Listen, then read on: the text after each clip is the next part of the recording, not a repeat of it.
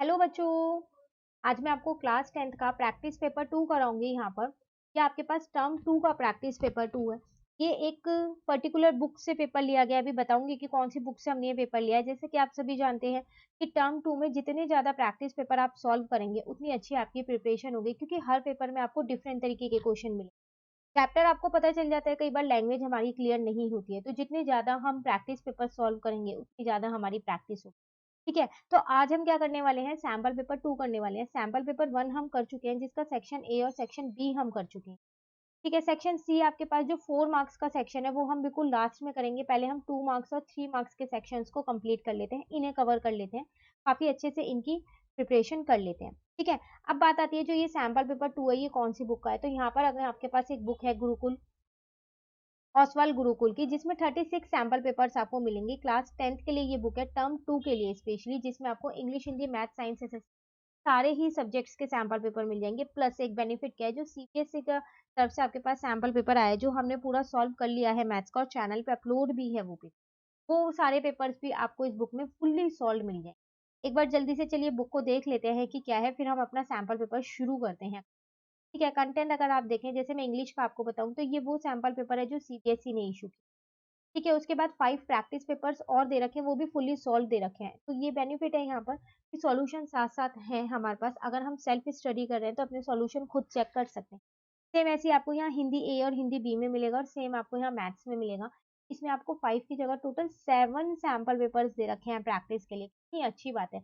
अगर हम ये सारे सैम्पल पेपर्स की प्रैक्टिस कर लें तो टर्म 2 की प्रिपरेशन तो बहुत ही अच्छे से हो जाएगी, प्लस एनसीईआरटी कर ले, है ना। तो ये वही चीज है, यहाँ पर वो सैम्पल पेपर्स दे रखे हैं, वो भी फुल्ली सॉल्व दे रखे हैं, और सीबीएसई का सैम्पल पेपर भी आपको फुल्ली सॉल्व दे रखा है यहाँ। सेम ऐसे आपको यहाँ पर साइंस एसएस में मिलेगा, 7 प्रैक्टिस पेपर्स हैं और फुल्ली सॉल्व सीबीएसई का सैम्पल पेपर। तो एक ही बुक में आपको सारे सब्जेक्ट्स इजीली अवेलेबल हैं। साथ के साथ यहाँ पर ब्लूप्रिंट भी है, जैसे मैं आपको मैथ्स का दिखा दूँ कि कौन से चैप्टर से कितने मार्क्स के क्वेश्चंस आएंगे। ठीक है, तो मैं इसकी बाय लिंक आपको नीचे दूंगी डिस्क्रिप्शन में, आप वहां से देख लीजिएगा। बहुत अच्छी बुक है प्रैक्टिस के लिए। यहाँ पर सैम्पल पेपर्स इसके सारे सॉल्व जरूर कीजिए। तो चलिए हम शुरू करते हैं अपने यहाँ पर सेक्शन ए आज हम कर लेंगे, सेक्शन बी जो है वो हम अपनी नेक्स्ट क्लास में करेंगे। फर्स्ट क्वेश्चन आपके पास यहाँ है, for what value of K the roots of the equation are real. आपको यहाँ पर के की वैल्यू निकालनी है। एक इक्वेशन दे रखी है और कह रहे हैं इसके रूट जो है वो रियल है। तो जब भी रूट्स रियल होते हैं तो वहां पर हमारा डी जो होता है वो क्या होता है, 0 से बड़ा होता है और 0 के बराबर होता है, दोनों ही केसेस होते हैं। तो यहाँ पर हम इसको शुरू करते हैं। तो क्वेश्चन नंबर 1 अगर हम अपनी इक्वेशन पहले लिखें तो एक्स स्क्वायर प्लस का 4x माइनस का के इज इक्वल टू 0 आपको दे रखा था। ठीक है, तो यहाँ से अगर हम a की वैल्यू देखें तो 1 होगी, b की वैल्यू देखें तो 4 होगी, और c की वैल्यू देखें तो माइनस की होगी। फॉर रियल रूट्स, अगर हम रियल रूट्स की बात करें यहाँ पर, तो जो डी है हमारा वो 0 से बड़ा और 0 के बराबर होता है। ठीक है, और डी की वैल्यू क्या होती है, बी स्क्वायर माइनस का 4ac। तो बी की जगह मैंने बी की वैल्यू लिख दी -4, ए की जगह ए की वैल्यू लिख दी, सी की जगह सी की वैल्यू लिख दी। ठीक है, 4 4 जा 16 हो गया, माइनस माइनस प्लस हो गया, और यहाँ पर 4k आ गया। क्लियर है यहाँ तक। उसके बाद अगर एक बार हम अपनी इक्वेशन पहले चेक कर लेते हैं, इक्वेशन ठीक है ना, प्लस का k था यहाँ पर। तो यहाँ पर आप इसको प्लस कर दीजिए, सब जगह ये माइनस हटा दीजिए। ठीक है, तो ये आपके पास आ जाएगा यहाँ पर। अब यहाँ पर माइनस आएगा, अब प्लस नहीं आएगा क्योंकि एक माइनस हट चुका है, तो ये माइनस ऐसे ही रहेगा। क्लियर है। तो अगर अब आप देखें तो यहाँ से आपकी के की वैल्यू कितनी निकल रही है, 4 के इक्वल होगी और 4 से बड़ी होगी। तो आपको के की वैल्यू ही फाइंड करनी थी, और के की वैल्यू यहाँ पर आपकी फाइंड हो गई।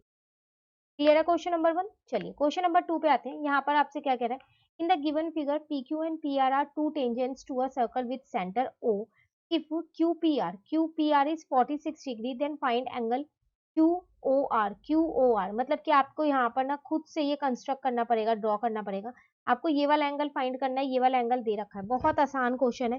देखो आप लोगों को पता है कि अकॉर्डिंग टू थ्योरम 10.1 ये दोनों एंगल्स तो मेरे 90 डिग्री के होंगे होंगे ना, क्योंकि जो रेडियस होती है वो टेंजेंट पे क्या होती है, परपेंडिकुलर होती है। जब ये दोनों 90 है, ये 46 है, तो फोर्थ वाला एंगल तो मैं निकाल ही सकती हूँ, क्योंकि जो मेरा पूरा ये QORP है ये क्वाड्रिलेटरल है, और क्वाड्रिलेटरल के तो चारों ही एंगल्स का सम 360 होता है। तो 3 एंगल पता है, तो फोर्थ एंगल निकालना तो बहुत ही आसान है हमारे लिए। ठीक है ना। तो चलिए इसको सॉल्व कैसे करेंगे वो वाला उसका तरीका और देख लेते हैं यहाँ पर। तो सबसे पहली बात तो मुझे यहाँ पर क्या दे रखा था, एक एंगल मुझे यहाँ पर दे रखा था अपना, कौन सा दे रखा है, QPR, तो उसको ही लिख लेते हैं।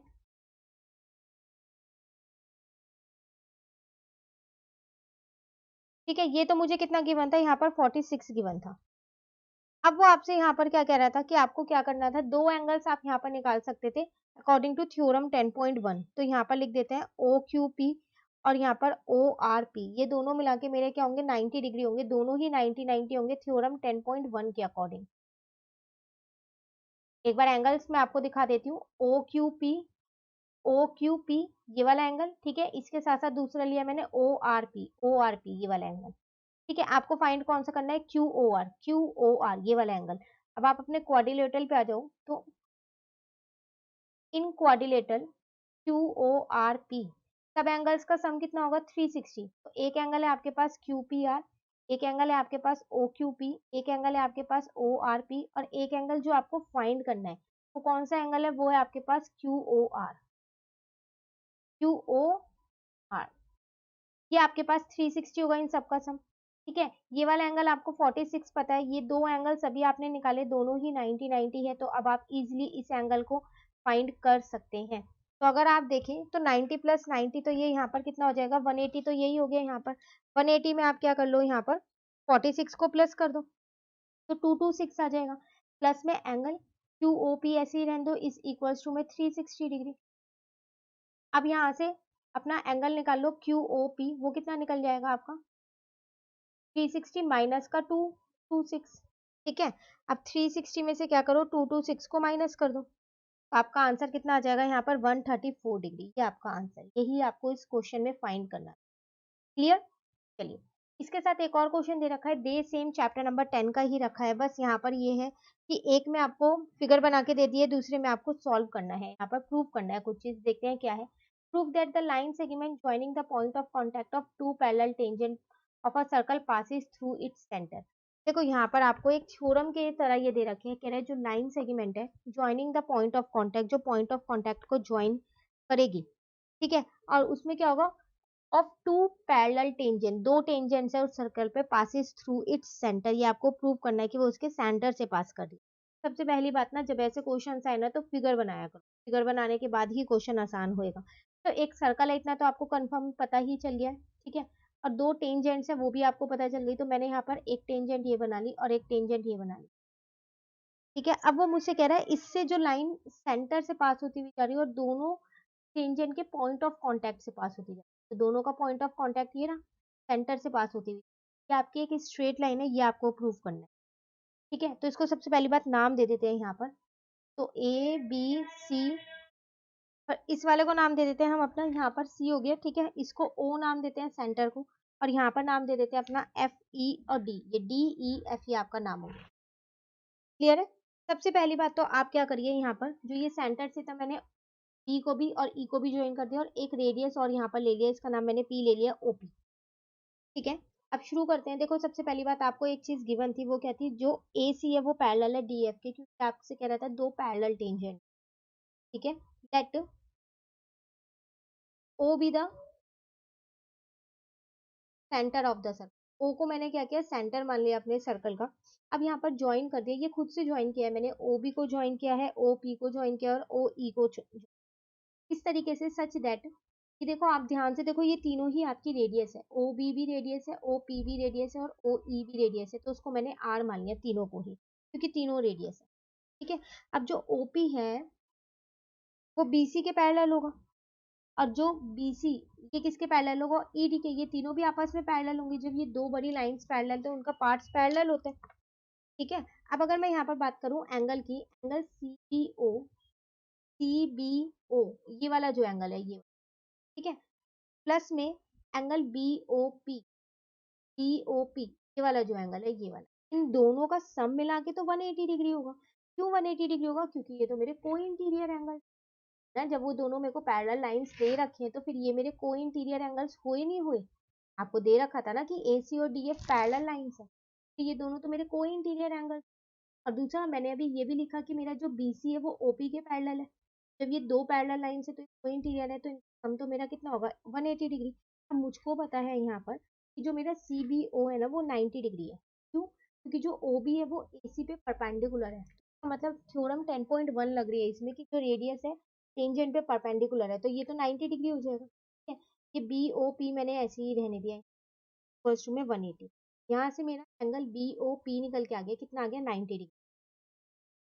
क्लियर है। उसी तरीके से मैं यहाँ पर बी ओ पी निकाला, उसी तरीके से निकाल सकती हूँ कि अब इस वाले एंगल और इस वाले एंगल का सम, ठीक, ये दोनों को इंटीरियर एंगल है और आपको पता है वाला एंगल तो 90 होगा। ओ ई जो है वो परपेंडिकुलर, तो थ्योरम 10.1 के अकॉर्डिंग, है ना। इसको हम डायरेक्ट लिख सकते हैं यहाँ पर कि जो हमारा एंगल पी ओ ई होगा, सिमिलरली लिख देते हैं यहाँ पर, सिमिलरली एंगल पी ओ ई जो है वो 90 डिग्री हो जाएगा।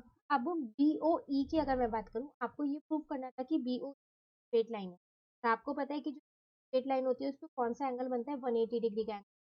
तो अगर ये पूरा एंगल मैं 180 प्रूव कर दूँ तो मुझे पता चल जाएगा बी ओ ई की स्ट्रेट लाइन है। देख लो कि दो पार्ट्स में हमने यहाँ पर बता दिया, ओ ई और एक दूसरा लिया हमने पी ओ बी। ठीक है, अब देखो पी ओ ई ये वाला एंगल, ठीक है, और दूसरा एंगल मैंने कौन सा लिया, ओ बी, दोनों ही 90 90 है ना दोनों 90, तो इसको भी 90 लिख देते हैं, इसको भी 90, आगे ना 180, और यही हमारे को प्रूव करना।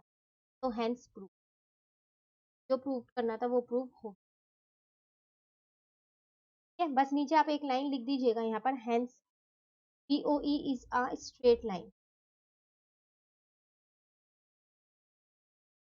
पासिंग थ्रू, कहाँ से पास कर रही है, सेंटर ओ से।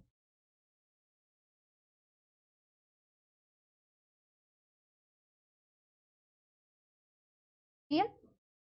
नेक्स्ट क्वेश्चन नंबर 3 पे आ गए। From the following probability distribution find the median class.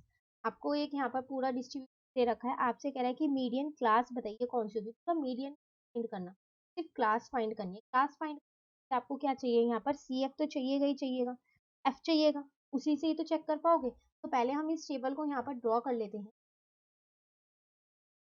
तो सी आई हमारे को देख लेते हैं कितना दे रखा है और फ्रीक्वेंसी कितनी दे रखी है, और सी एफ हम, तो 1400 से शुरू है और लास्ट आपका 2000 पे है, और कितना घंटे का गैप है यहाँ 1400 से, उसके बाद 1550 से आपके पास ये 1700 तक होगा, 1700 से ये आपके पास 1850 तक होगा, और 1850 से आपके पास कितना होगा 2000। ठीक है, अब अगर फ्रीक्वेंसी की बात, 850 21 और 8 है, तो 850 21 और 8 हो जाएगा। सी एफ कैसे निकालते हैं, पहले वाली तो सेम रहती है, उसके बाद प्लस करके लिखते रहते हैं। तो 8 प्लस किया 23, 23 21 प्लस किया 44, 44 में 8 प्लस किया 52। ठीक है, इसका मतलब मेरे फ्रीक्वेंसी का टोटल कितना आ गया यहाँ पर 52, लास्ट वाली होती है वही मेरा फ्रीक्वेंसी टोटल होता है। क्लियर है। अब यहाँ पर मैं क्या करती हूँ, n/2 निकालते हैं मीडियन क्लास के लिए, तो 52 अपॉन में 2, तो इसका मतलब 26 आ जाएगा। अब अगर आप अपने सी एफ में देखो तो 26 कहाँ लाई करेगा, 26 वो 23 से बड़ा नंबर है। मीडियन क्लास ही तो बतानी है, लो मिल गई आपको मीडियन क्लास, मीडियन नहीं निकालना। सेक्शन ए 2 मार्क्स का क्वेश्चन, मीडियन क्लास आ गई 1700 से 1850। Clear question 3। क्वेश्चन 4 पे आ गए, यहाँ आपसे क्या कह रहे हैं, the first 3 term of the APR, आपको एपी की टर्म्स दे रखे हैं और आपसे कह रहा है कि वाई की वैल्यू फाइंड।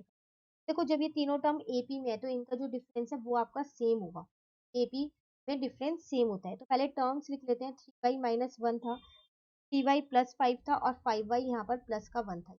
टर्म्स आपको दे, क्रॉस चेक कर लेते हैं, हमने टर्म्स सही लिखी है। ठीक है, अब आपको क्या करना है, इसमें आपको y की वैल्यू फाइंड करनी है, तो आप d की वैल्यू निकाल सकते हो। देखो इसको a1 मान लो, इसको a2 मान लो, इसको a3 मान लो। ठीक है, अब अगर आप d की वैल्यू देखो तो वो a2 माइनस का a1 होती है, मतलब यहाँ पर 3y प्लस का 5 और माइनस a1 मतलब 3y माइनस का 1। ठीक है, तो 3y प्लस का 5 minus 3y minus minus plus का 1, 3y से 3y तो कट ही गया, और यहाँ पर कितना आ गया 6। क्लियर है। एक बार और मैं d की वैल्यू यहाँ निकाल लेती हूँ, a3 माइनस a2 से, वो भी निकाल सकते हैं। जो आपकी नेक्स्ट टर्म होती है उसमें से प्रीवियस टर्म को माइनस करना होता है, तो 5y प्लस का 1, यहाँ पर माइनस आ जाएगा 3y प्लस का 5। क्लियर है। अब देखो 5y प्लस का 1 माइनस का 3y और माइनस का 5 हो जाएगा, 5y में से 3y जाएंगे तो 2y। याद रखना आपकी d की वैल्यू ही फाइंड हो रही है, और ये भी आपकी d की वैल्यू फाइंड हो रही है। ठीक है, अब यहाँ पर आ जाएगा आपके पास माइनस का 4, दोनों d की वैल्यू फाइंड हुई है, इसको इक्वेशन 1 और इक्वेशन 2 मान लेते हैं, तो यहाँ लिख देते, सॉल्विंग इक्वेशन 1 एंड 2, तो दोनों d के तो दोनों को इक्वल रख सकते हैं, y प्लस का 4, सॉरी माइनस का 4 आ जाएगा यहाँ पर, तो ये माइनस का इधर आके ये प्लस का हो जाएगा।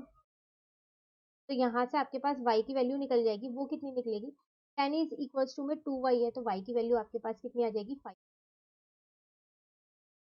क्लियर। नेक्स्ट क्वेश्चन पे आ जाते हैं, क्वेश्चन नंबर 5 पे। If k 2k minus 1 and 2k plus 1 are three consecutive term of an AP, then find the value of k।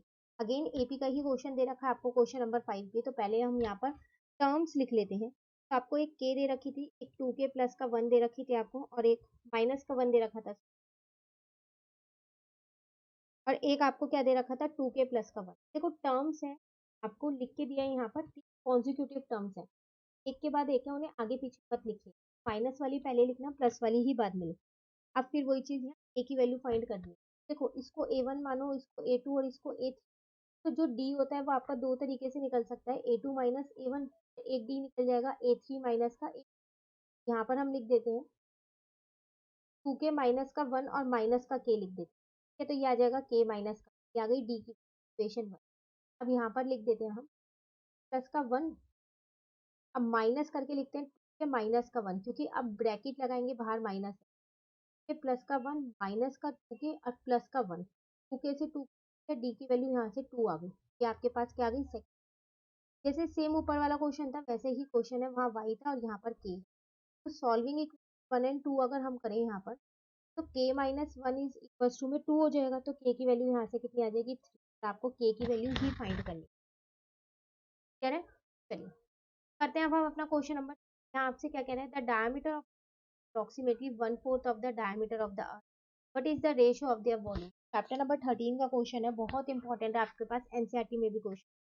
आपसे कह रहे हैं जो मून का डायमीटर है वो होता है डायमीटर, तुमको रेशियो दे नहीं रखा है, ये बता रहा है।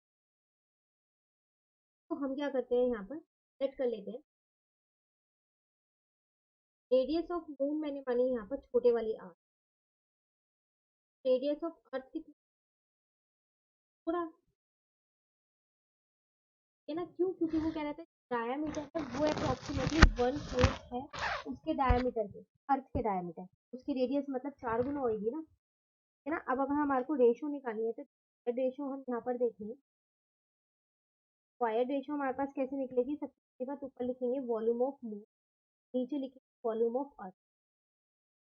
दोनों ही आपके पास क्या होते हैं, स्फीयर शेप के होते हैं, तो वॉल्यूम लगेगी 4/3 पाई आर क्यूब। मून का तो आर ही माना है, और अर्थ की वॉल्यूम क्या, 4/3 पाई आर, मतलब 4 आर, वैसे कट हो गया, ये कट, ये कट हो गया, यहाँ पर आपके पास और आर क्यूब बचा, यहाँ पर आया 1/60। तो रेशो कितनी आ गई आपके पास, 1/6। यही आपको इसके साथ आपका सेक्शन ए यहाँ पर कंप्लीट हो गया इस प्रैक्टिस पेपर 2 का। सारे ही क्वेश्चन इंपॉर्टेंट है, सारे प्रैक्टिस पेपर इंपॉर्टेंट है, इस बुक में जितने प्रैक्टिस पेपर है हम, तो आप मेरे साथ साथ एक एक सेक्शन सॉल्व करते रहिए, ताकि आपकी टर्म 2 की एग्जाम की तैयारी बहुत अच्छे से।